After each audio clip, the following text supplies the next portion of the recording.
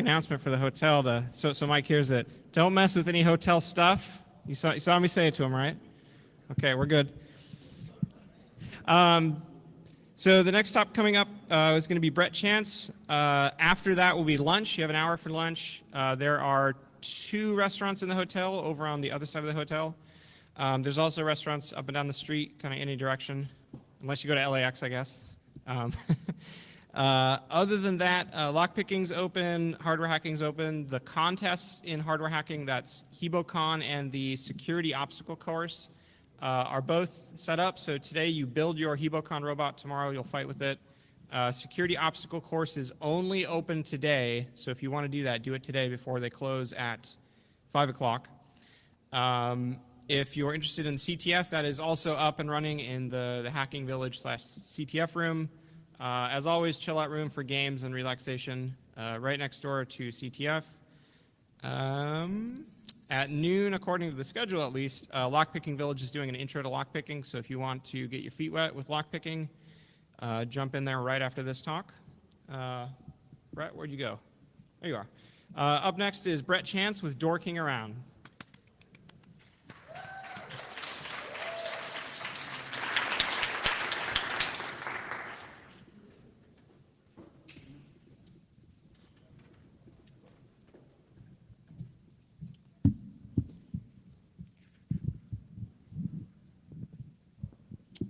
Hi guys, my talk today is called Doorking Around, Bypassing Access Control Systems Without Touching a Door.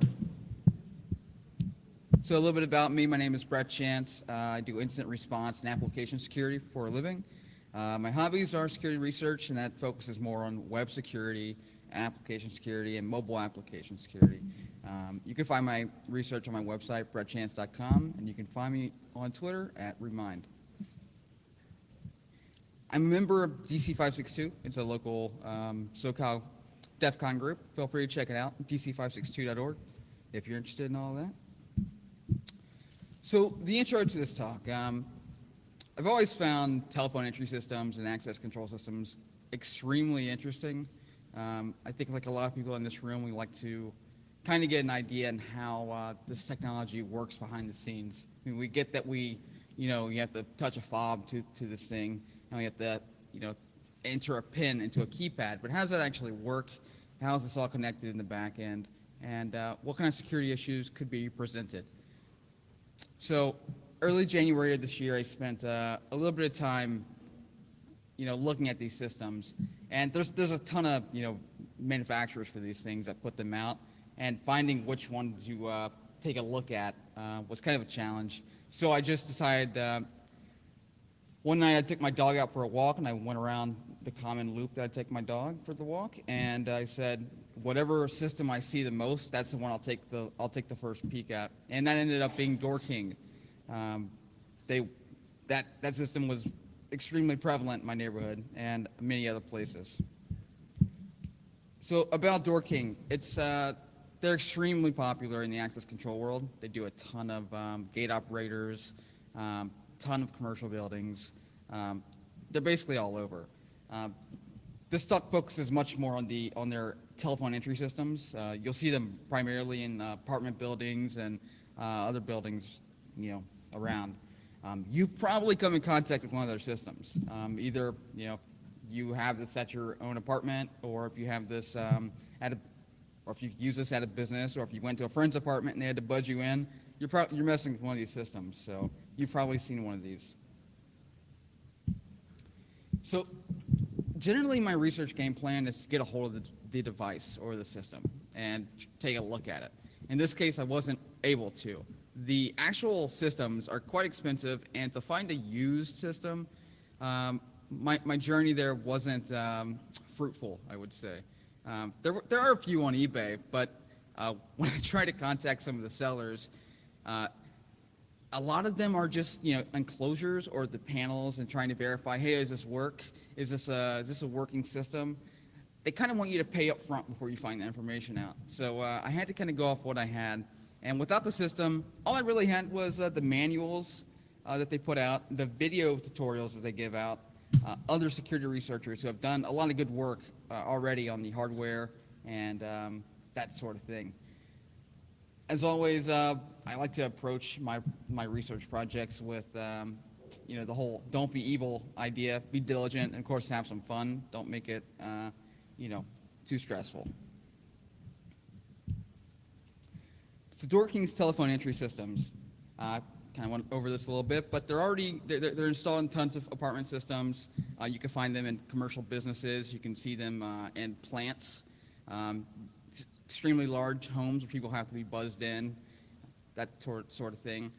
Their systems exist in seaports, even on the Mexican border. They have gate operators and other systems like that as well. The Long Beach seaport here in California, they have a system there as well. They're used to control mainly access to doors and gates, but they do handle elevators as well. The entry provided to users is primarily with keypad entry with pins, or with a key fob, or with telephone authorization. That being, that last one being if you're arriving at an apartment and you need to get in, someone has to actually physically buzz you in. That's what I'm referring to there. So programming. I got to say I'm not an expert at this stuff. I'm certainly not an expert at Doorking, but I've done a fair bit of reading on this stuff. So programming can be done a number of ways. You can actually do it at the system's keypad. That would be the keypad here in these images there. Local programming at the panel. You can actually open the enclosure, and there's a way you can plug in to the actual system and then start programming it from there. There also is a remote programming software tool that you can log in with the telephone number of the panel and the master code and connect to that. That's done via, depending on the configuration of the system, through the internet or through a modem. So protocols and services that are programmed that you use to program this are modem to modem, serial connection straight to the panel, USB connection, wireless connection for systems that are installed that can't have cables run to them. Of course, TCP/IP. The two I'm going to focus primarily on in this talk are going to be Doorking's Internet Modem, or IM server, and their DKS cellular server. So the IM server is basically, it takes your computer's internet connection and connects it to the system's modem. Basically makes it able to be programmed over the internet in an easy fashion. This, it says, is way better than the modem-to-modem connection, and it's much easier to handle. The cellular system is a bit different than this, but it's just using cellular signals to connect and do the same stuff. So how this actually works. The computer actually connects, well, it's connected to the internet, and that connects to the Doorking server. And from there, on the back of the Doorking server, it's connecting to each system's phone line. You can see that these systems are often set up by installers. So, actual installation companies that set these things up, drill them into walls, and then they set them up for either the manager of an apartment, or if it's a commercial building, whoever's going to be managing that appliance. So something I found interesting, let me go back real quick. Graphic is really small, but at the bottom left, it says register user ID and password. That kind of got me thinking, where is this registration system? How does that work? And, how are they handling their data there? So I stumbled onto Doorking's registration system for these systems. So I dug through a few manuals about this, and it's a really interesting site. They have you set up and register. Whenever you open the Doorking software to program these panels, they ask you to register. That's to register the software. It's not required. It's completely voluntary, unless you want to use the IM server or the DKS cellular service option. If you're using those, you have to do it, and there's no real way to use those services without registering on this system. So I got a bit curious here. I registered a test account. They don't block you from doing that. So I just created an account with the username Ted Norman and entered some fake profile data. I noticed that there's this entry systems tab on the right, and I clicked that, and it showed me, the options that were the name of the actual entry system, the telephone number directly to that system, the master code of that system and the type of service it was using.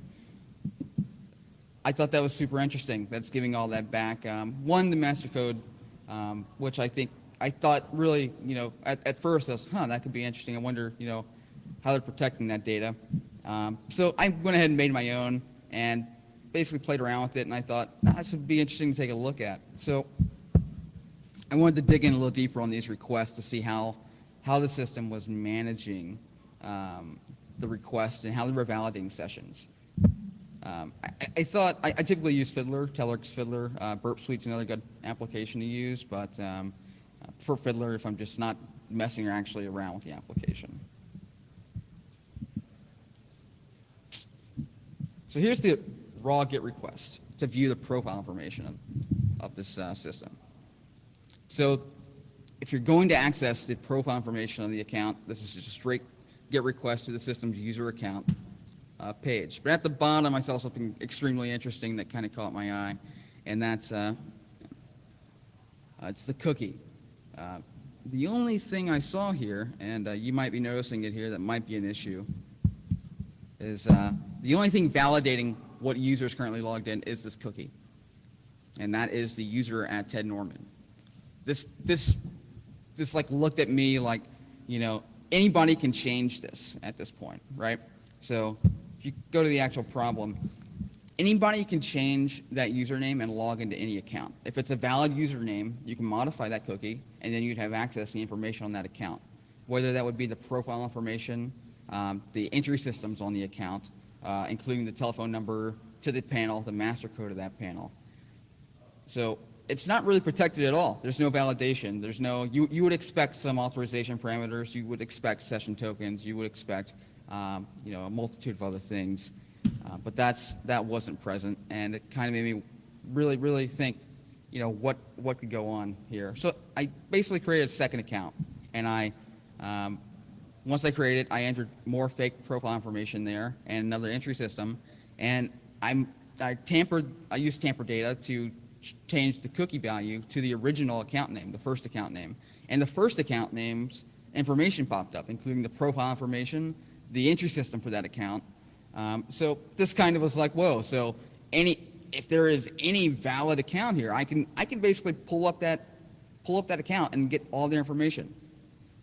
That's probably not a good way to handle this data. So so the impact. There's some serious impact. Any user can gain access to an account's information by guessing a user ID. If it's a valid ID, you got their information. You don't need a password. You don't need anything like that. You just need their user ID.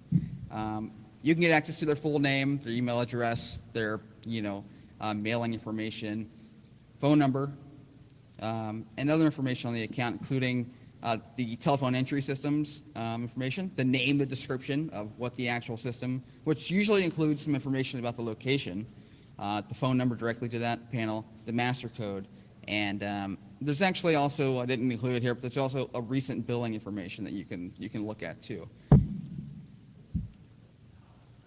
So the following information on the account will be modifiable: profile information, entry system information, email address, and password on the account. That's right. So besides there not really being any validation here, it doesn't require the password to make any type of changes to the account. So a malicious user could effectively lock out someone from their own system. It's kind of crazy to think about. Now, a user in that situation who had their account locked out would be left to deal with Doorking and actually call them up. I'll get to that in a little bit, why that might not be the easiest venture. But for now, let's continue. So Bruce Willis, deep impact here.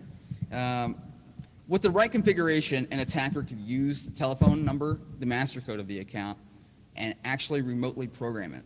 They could either receive data or send data to the panel. This could be done by connecting to the system via a modem or with the actual account, with actual Doorking's remote account manager software. Systems not programmable online, they'd be able to be programmed locally by actually going up to the keypad. So with any of my research, I like to get an idea of what an attacker could have done, like what someone could have done if they would have found this and leveraged it against the system. And in this case, one of the big things I thought was perhaps a Python script of some sort that would load a big word list, primarily of first names, common first names, and that sort of stuff, and thrown it at the profile information link. This script would then basically just interchange the actual words that are in the word list at the cookie level, and if there was a valid account, it would save that account. It would save that account to the side. This theoretical script could then look for. Doorking includes this nice little HTML snippet on the profile page, which actually I've included here, that shows the active entry systems on the account. So no one would have to actually go through this manually. A script could pull out any valid accounts that are already there, save them to another text file, and an attacker would then leave the scenario with a list of valid accounts that have systems on them, and the account and those systems details to log into them. So scenarios.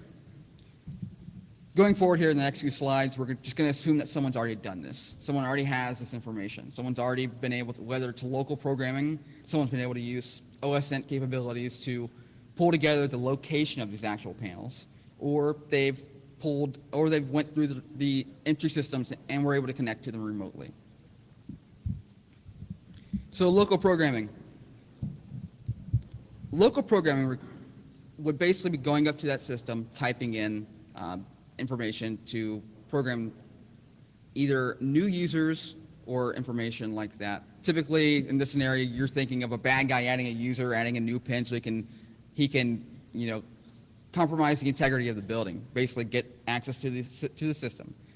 They can do this by adding a pin, adding a card, adding a key fob, and they can even change the master code of the system actually, while they're there. To program these systems, the master code switch needs to be selected or needs to be switched on, and that's actually inside, so they would need to get in the enclosure. There's one small hitch though. There's a lock on these systems. You can see in these images. Some of their systems actually have two locks. They seem to be the same key though. I'm not quite sure what that's about. So I'm not a great lock picker, but I think they can be picked. But don't worry, they don't really need to be picked. You can get the key on Amazon, and you get access right away. So there's no real worry about that. It's not Prime though, so so let's just assume that our bad guy here didn't have the forethought to order this in advance. How could they use this information remotely?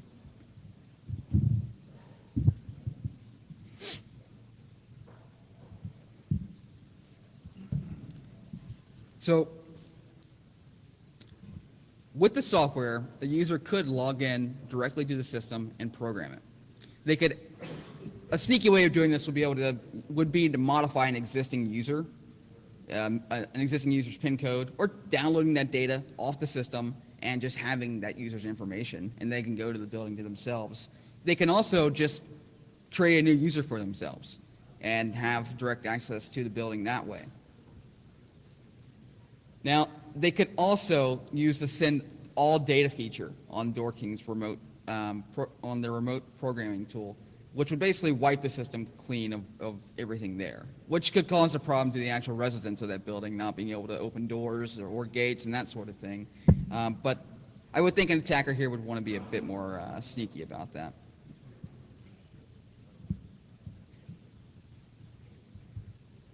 One other thing to mention here, the system would, when you back up the information, there would be a lot of information there. There's a ton of information on the residents of the system.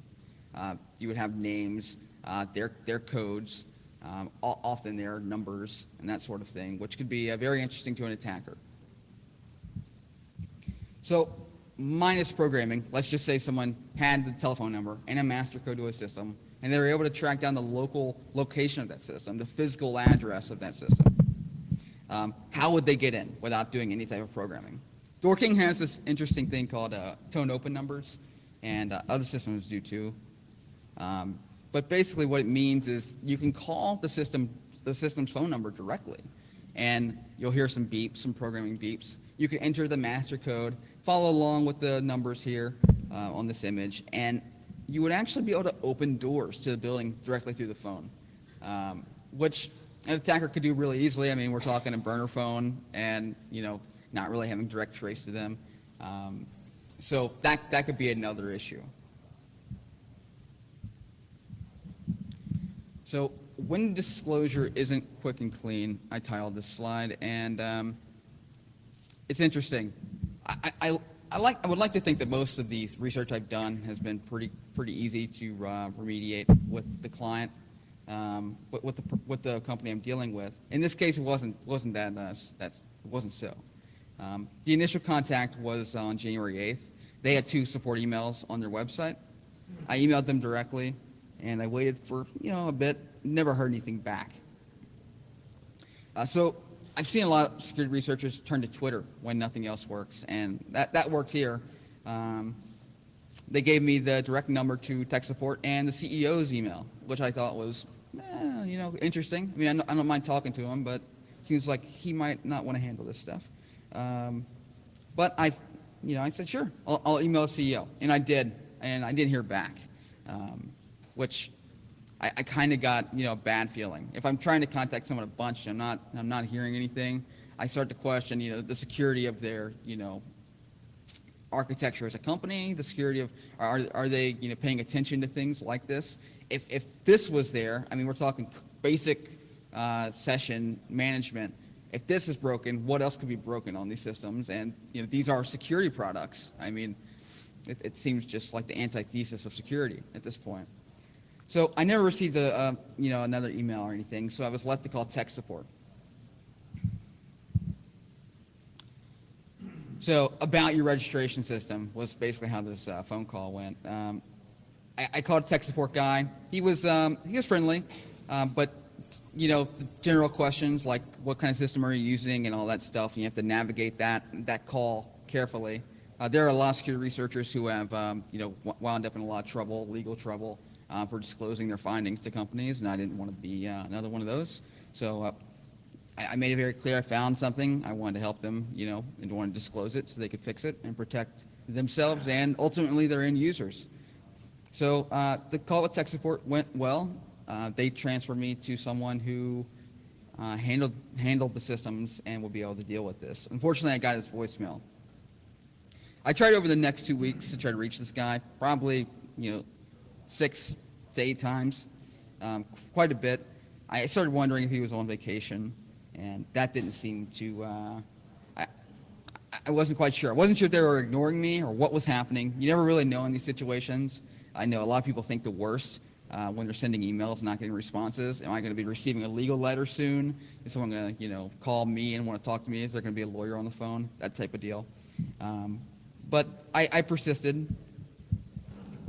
I was able to eventually call back and get a hold of someone and who helped me out. And we talked about the issue. I kind of explained the security, how their security was compromised, how their end user security was definitely compromised, and how, technically people, install these systems because, they want to be more secure than a standard lock and key situation, but installing their system here could open them to a more wide security issues. So I walked him through everything, told him what I found, disclosed my findings, and he was very nice about it.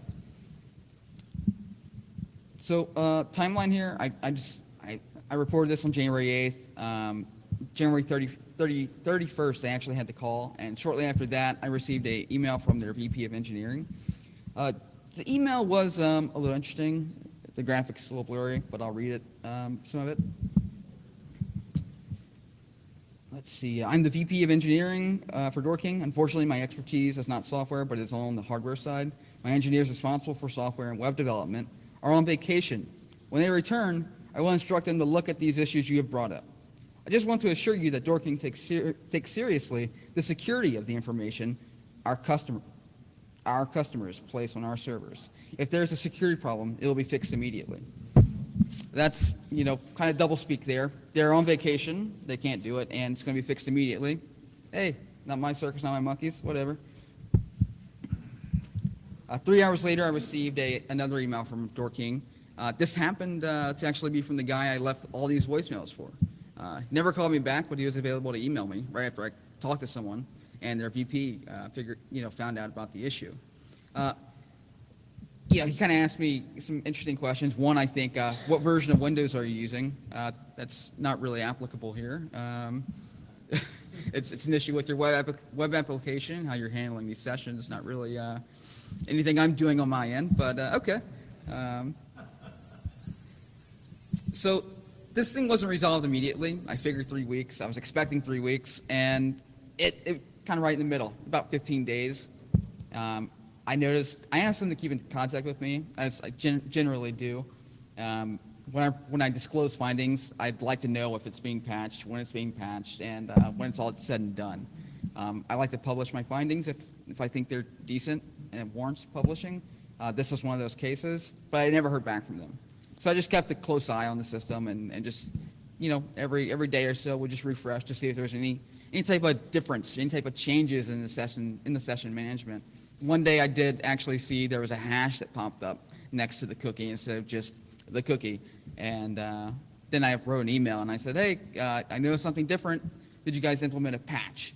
And they confirmed. They said, yes, we did. I said, okay, great.